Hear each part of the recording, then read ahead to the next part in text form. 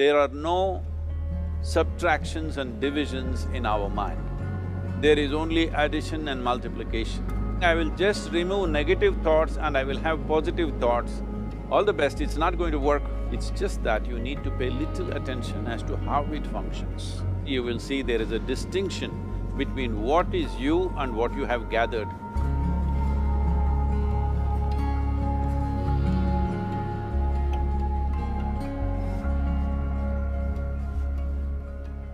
Well, see the way the question is asked and also the way normally it's addressed is, people think there is something called as negative thought and positive thought. They want to remove the negative thoughts and have only positive thoughts. For such people, I would ask them to just experiment for 10-15 seconds.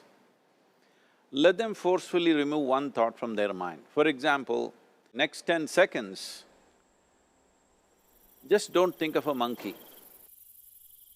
Try not to think of a monkey for next 10 seconds.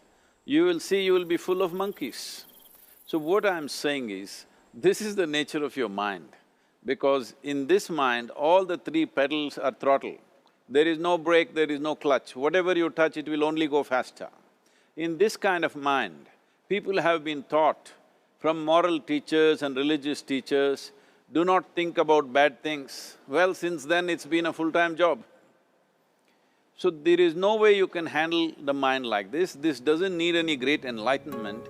If you spend 2 minutes with your eyes closed, you will realize you cannot do anything forcefully with this mind. So, I want to remove negative thoughts. Do not ever go in this direction, because what you want to remove will become your quality. Always you will be on it. So what should I do?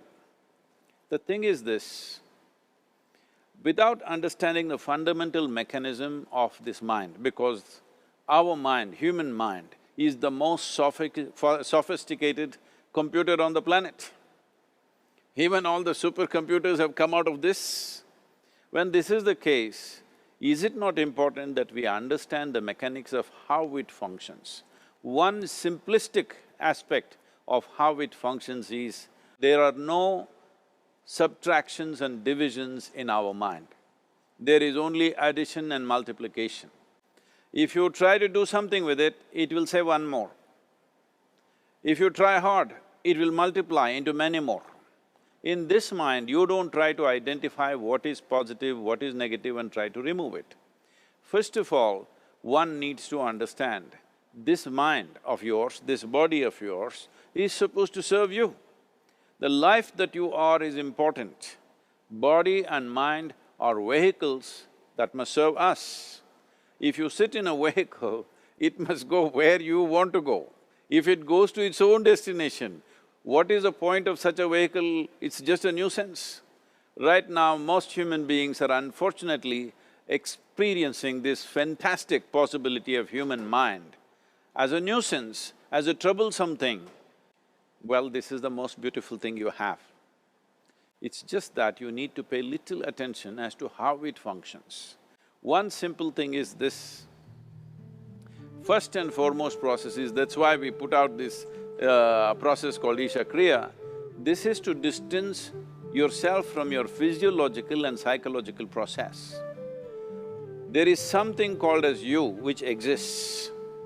This is not a composite of all your thoughts and emotions and physiological processes. Beyond that, there is you. If you close your eyes, even if you cannot see anything, you're still there. It is through the window of your eyes that you're looking out, but if you close your eyes, it doesn't mean that you don't exist, you still exist. So beyond your thought, you still exist, beyond your emotion, you still exist. So that you, the life that you are, this has to come into your experience. Why is it that you're not allowing that to come into your experience, which is the most significant aspect of who you are? Who you are right now, the most significant aspect is, you and me are alive right now, this is it. What I'm thinking, what you're thinking is not the important thing. We are alive right now, that is the important thing. So, it is important that you focus on this fundamental sense of aliveness within you, and then you will see there is a natural distance between you and your thought process. Once there is a distance between your psychological process and your physiological process, this is the end of suffering. Because there are only two kinds of suffering that human beings go through, physical suffering and mental suffering. Once you create a little space between you and your mind, between you and your body, this is the end of suffering.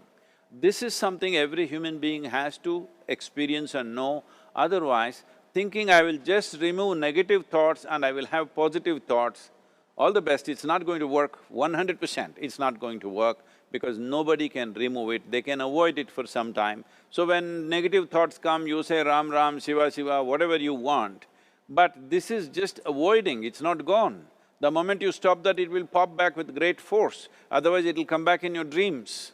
So it's very important, first of all you need to understand your anger, your resentment, your fear, your anxieties, the negativity that you generate. Generally resentment, anger,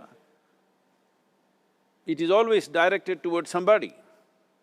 But we need to understand this is poisons that we are drinking and expecting somebody else to die.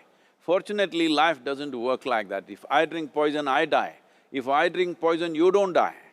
So, we need to understand this. When I say poison, today you can have yourself chemically analyzed. Right now, what is your blood work, what it says? 5 minutes of intense anger, check your blood work and see, there will be lots of negative elements in it, literally you're poisoning yourself. So, do you want to poison yourself? Definitely not. Now the very question is coming from certain helplessness, what shall I do?